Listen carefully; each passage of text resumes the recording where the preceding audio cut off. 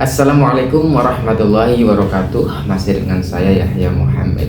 Baik teman-teman, saya akan mencoba flashback bagaimana kalau kita terakhir telah mendengarkan vonis putusan hakim 20 tahun penjara untuk terdakwa Yosef. Walaupun memang banyak personal yang merasa kecewa terkait putusan hakim 20 tahun penjaranya, padahal itu adalah dikatakan hakim secara sah dan meyakinkan ini adalah pembunuhan berencana telah dilakukannya, tetapi tuntutan terdahulu oleh JPU itu seumur hidup, hakim kemudian memutuskan ternyata 20 tahun penjara saja. Itulah teman-teman. Tetapi begini, setidaknya bahwa ketika terdakwa itu sudah diputuskan, sudah divonis, artinya mau bagaimanapun bahwa terdakwa itu adalah bagian daripada pelaku, atau bahkan seperti teman-teman bilang adalah juga sebagai perencana dan sebagainya. Itulah teman-teman, kita harus akui bahwa semua keputusan hakim, walaupun ini terlepas daripada pro dan kontra, rasa senang dan kecewa terkait putusan tersebut, maka apalah daya, kita harus menerimanya. Setidaknya sekali lagi bahwa terdakwa tersebut adalah bagian daripada pelaku karena sudah diputuskan bersalah 20 tahun penjara. Walaupun ada upaya-upaya selanjutnya, misalkan banding, itu adalah hak daripada terdakwa atau terpidana sendiri ya teman-teman. Baik, saya akan mencoba flashback, kemudian kita telah tahu semua histori perjalanan bagaimana misalkan awal mula beliau terdakwa ada di TKP, kemudian pulang, kemudian pagi hari dia ada di situ lagi, kemudian dia melaporkan dan sebagainya. Baik, saya akan bacakan sistematisasinya ya teman-teman, agar ini namanya juga histori atau nostalgia lah ya teman-teman, karena terdakwa sendiri memang sudah dihukum atau divonis ya teman-teman. Yang pertama adalah, ingat malam kejadian adalah Dadan jam 8-an lah ya malam itu melewati TKP, dan ternyata ada seorang terdakwa atau Pak Yosef sendiri dan kedua perempuan, anak dan istrinya sedang di luar, bahkan dikatakan adalah melihat langit-langit ya kan, bulan, bintang dan sebagainya itu. Nah, pada akhirnya Dadan ini masuk ke dalam TKP itu, sempat ngobrol sebentar dengan Yosef sendiri.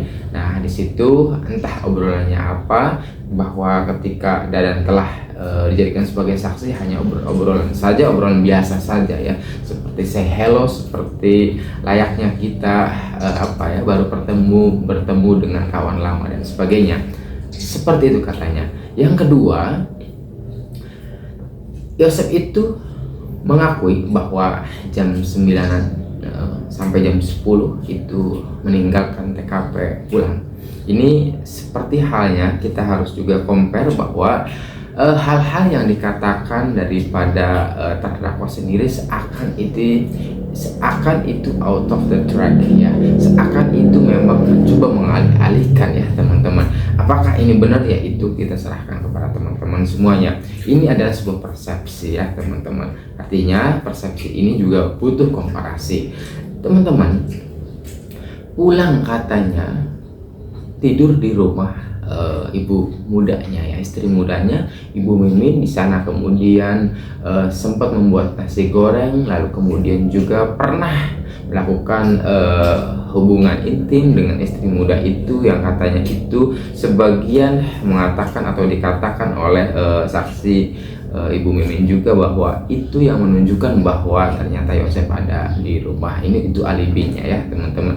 Selanjutnya Pak Yosef pagi hari itu mendatangi TKP, yaitu pengakuannya adalah jam 7.15, walaupun jam 7.15 juga terbantahkan ya oleh banyak yang melihat ternyata ada saksi Ilham, Dede, Wegis, Bintang, Cici, Eis, dan lain sebagainya, Novi, banyak sekali. Artinya kita ikuti saja jalurnya apa yang telah dikatakannya, berarti jam 7.15 ya kan, walaupun bertentangan it's okay itu. Nah, jam 7.15 juga ternyata akhirnya Pak Yosep keluar daripada TKP itu bertemu dengan Ujang Jahri ya. Teman-teman ingat ya, Ujang Jahri saat mengasah goloknya, karena memang ia bekerja untuk PU itu ya teman-teman, membersihkan jalan dan sebagainya.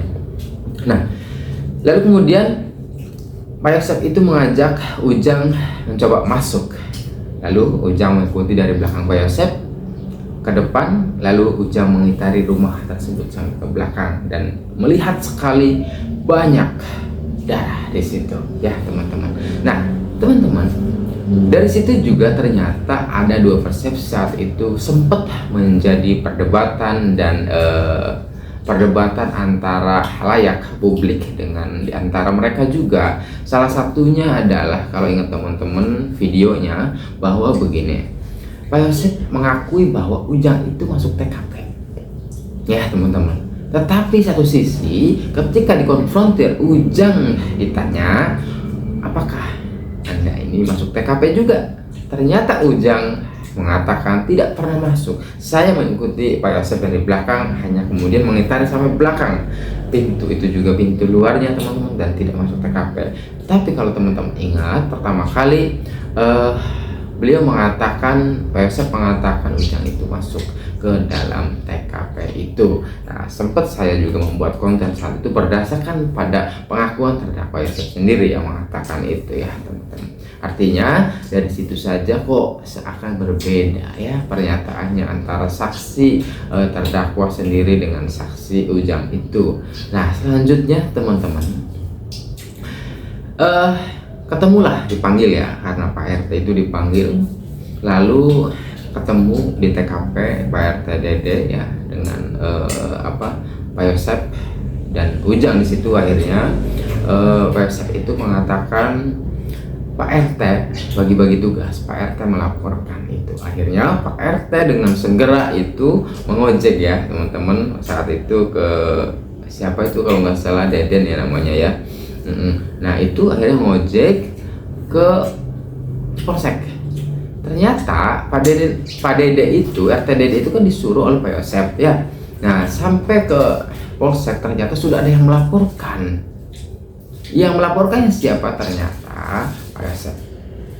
Dari situ teman-teman juga barangkali ada hal yang memang kita anggap mengkhawatirkan keterangannya, karena memang disuruh melaporkan karena bagi-bagi tugas, tapi tiba-tiba sudah ada yang melaporkan. Lalu juga ingatkah teman-teman bahwa pelaporan itu menurut sebagian itu juga dikatakan oleh kepolisian sendiri Jalan Sagak bahwa itu adalah penculikan ya kan? Penculikan ini yang kemudian menjadi timbul berbeda persepsi. Loh kok katanya penculikan ya, sedangkan di situ TKP banyak darah sekali. Nah, lapor penculikan padahal darah di mana-mana. Apakah ini adalah korelatif? Ketika misalkan jenazah itu, dua almarhumah itu dimasukkan ke Alphard, dibersihkan terlebih dahulu, dimasukkan ke bagasi Alphard, lalu ingin dibawa sebenarnya, apakah juga korelatif dengan bahwa ketika jenazah itu ada sebuah skema perencanaan mau dibuang misalkan? Nah dari situ akhirnya jenazah tidak ada dong di TKP, maka kemudian skenario berlanjut, menculikanlah akhirnya. Apakah itu yang dimaksud? Karena memang pelaporan yang pertama adalah penculikan, bukan pembunuhan. Kita tahu banyak hal yang menunjukkan bahwa TKP itu adalah terjadi pembunuhan, bahwa pertama darah di mana-mana, kedua Alphard bergeser dengan ban kanannya itu naik ke atas teras keramik teras itu sehingga miring, bahwa kalau memang kita berbicara curiga sekali bahwa darah menetes dari belakang rumah sampai ke Alphard itu kan ada semua darahnya ya, tetesan atau geseran sarutan daripada korban terhadap mengenai tanah itu. Apakah itu tidak dicurigai Ya kan mestinya memang sebagai kepala rumah tangga mestinya mencurigai, karena itu sampai ke Alphard, bagasi Alphard itu ada teman-teman ya, seretan itu atau darah juga ada. Artinya ketika beliau mengatakan tidak tahu, tidak mengecek isi dalam Alphard juga, apakah itu mungkin ya, artinya memang itu semua terjawab ya kan di dalam fakta pengadilan, fakta pengadilan ya. Itu yang kemudian menunjukkan akhirnya sebagian yang lain mengatakan ya memang skenario pertama mau dijalankan, dan pelaku itu adalah ingin merencanakan skenario pertama yaitu penculikan, kemudian TKP jenazah itu dibuang, walaupun memang hal-hal yang tidak memungkinkan jenazah itu dibuang, misalnya bahwa keburu siang, kedua misalkan supirnya kurang hebat, kurang bisa nyupirnya, atau karena supir atau Alphard itu adalah automatic, ketika Yoris bilang ya dalam sebuah kesaksiannya ketika jarak berapa meter itu mati sendiri dan sebagainya. Juga selanjutnya bisa memungkinkan bahwa ketika Alphard itu dibawa keluar maka ada potensi yang banyak sekali dan CCTV banyak merekam daripada sosok atau gerakan mobil itu sendiri, sehingga memungkinkan banyak diketahui oleh publik mobil tersebut dan mudah dideteksi, mudah diketahui arah-arah perjalanan dari mobil tersebut, sehingga kemudian cancel lah.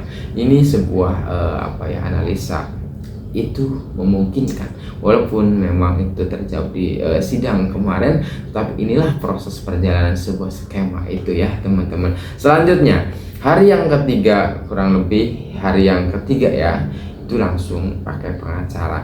Apakah ini juga kemudian dicurigai saat itu ya teman-teman?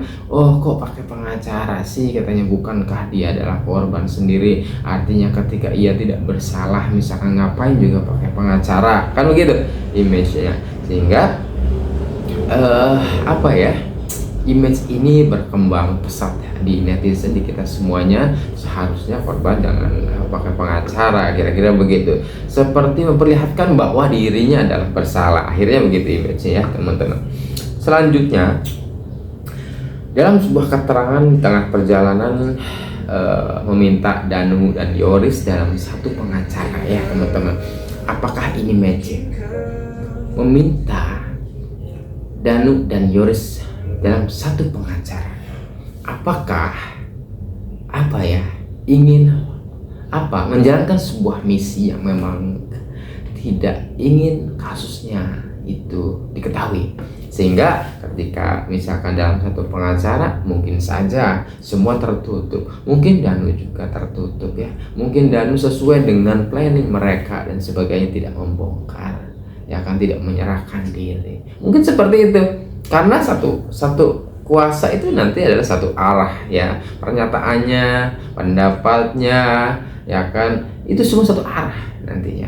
Nah, akan lebih gelap sekali itu kemudian dijawab juga di dalam persidangan. Alhamdulillahnya memang Allah berkata lain ya, kebenaran menemukan jalan sendiri ya. Akhirnya Danu Yoris memisahkan diri saat itu untuk berpisah dengan menggunakan kuasa hukum yang berbeda. Walaupun di tengah perjalanan Yoris sempat bergabung dengan ayahnya, tetapi memisahkan diri kembali.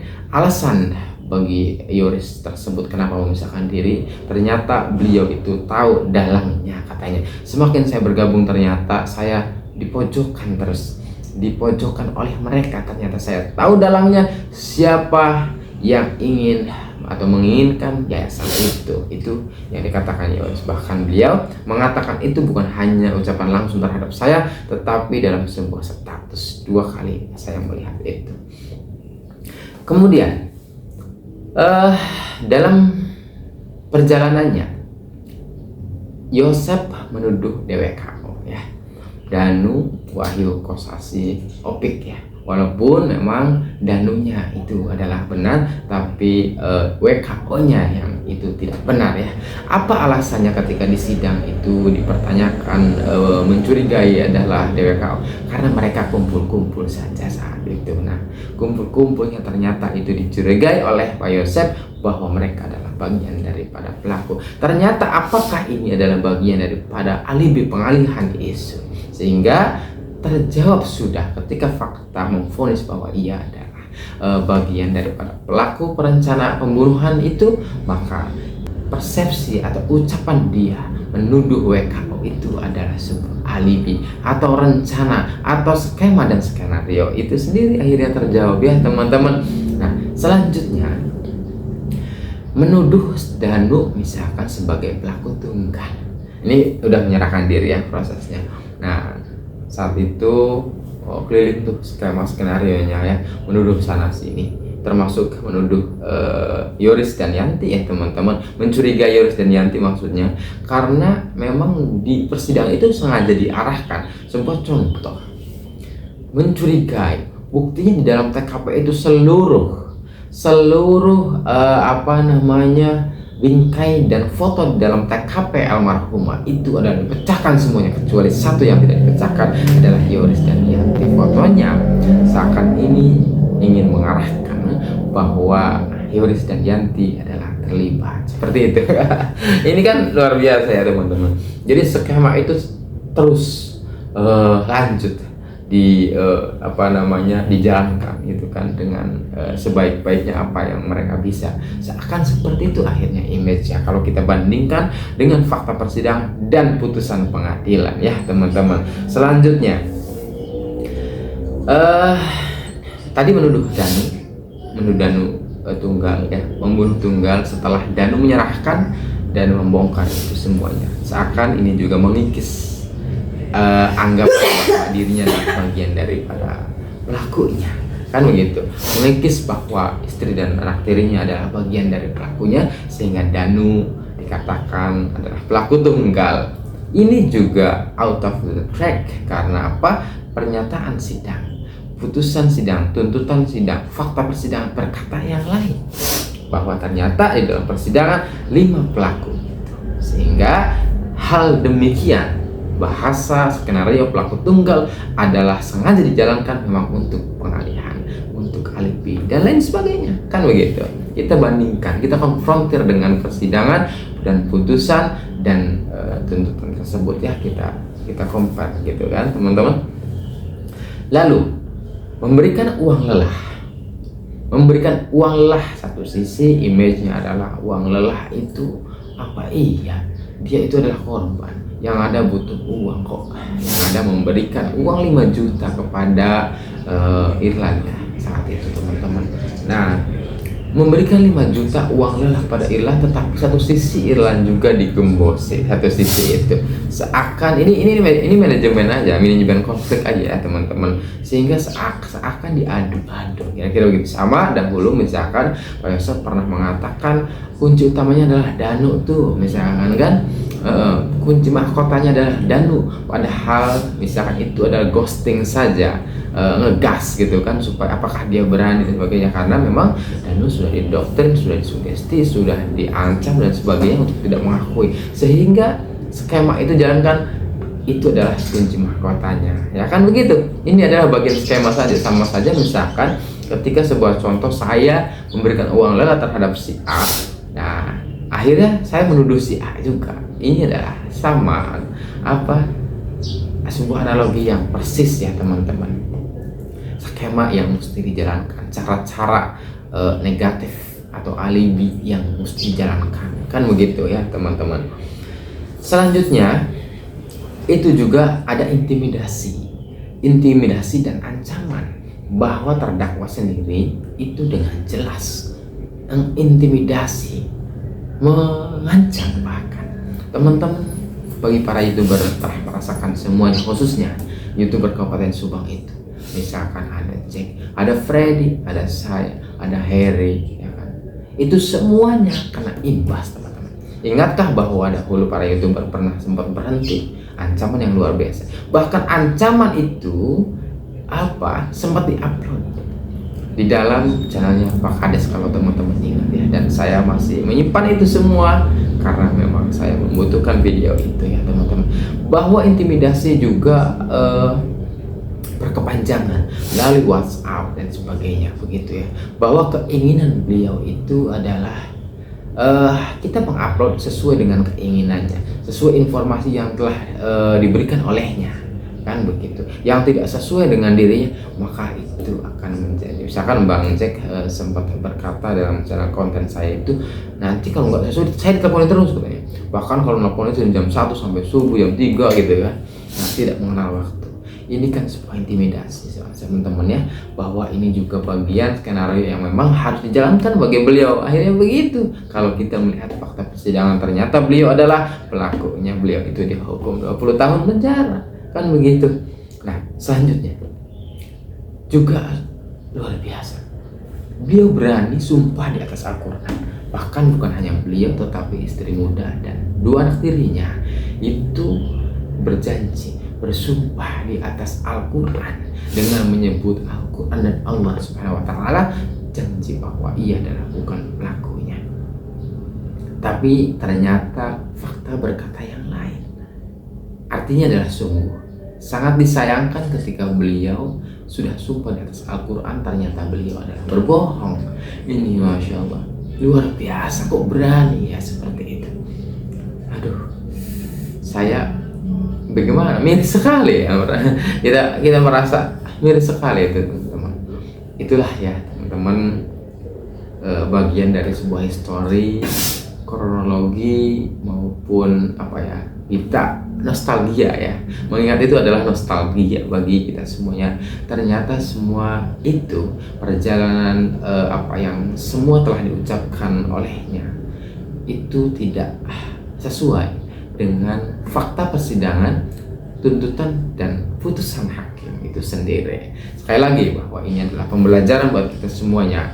Apa yang terjadi di dalam kasus pembunuhan berencana pastinya akan sulit, karena pembunuhan berencana itu sudah matang skema dan skenario-nya, baik itu before maupun afternya. Sebelum pelaksanaan eksekusi sudah disiapkan, sudah dimatangkan. Setelah eksekusi juga sudah dimatangkan. Salah satunya adalah perintangan, pembersihan jejak DNA, perusakan TKP dan lain sebagainya. Sudah matang sekali. Itulah pembunuhan berencana. Setidaknya kita punya banyak menggali ilmu, ya, kesempatan banyak menggali ilmu untuk kasus-kasus yang ribet, yang membulat seperti kasus Subang ini. Tetapi juga setidaknya kita menginginkan bahwa kasus Subang itu harus tuntas dan terbongkar sampai ke akar-akarnya tanpa terkecuali. Bahkan keinginan kita bukan hanya Raja Patinya saja, insya Allah hari ini dan bahkan dari masa lalu sampai hari ini terus diperjuangkan, terus ada progresnya oleh Polda Jabar bahwa yayasan itu akan segera selesai, akan segera dipersidangkan juga setelah barangkali kasus Raja Patinya selesai, juga termasuk OOJ-nya. Kita support selalu Polda Jabar untuk selalu menyelesaikan, memprogreskan, melanjutkan sampai tuntas kasus Subang ini. Sekali lagi tentang Raja Patinya, kedua tentang yayasan, ketiga adalah OOJ-nya. Baik, itulah teman-teman. Terima kasih sudah bareng mendengar. Sehat selalu buat teman-teman semuanya tanpa terkecuali. Assalamualaikum warahmatullahi wabarakatuh.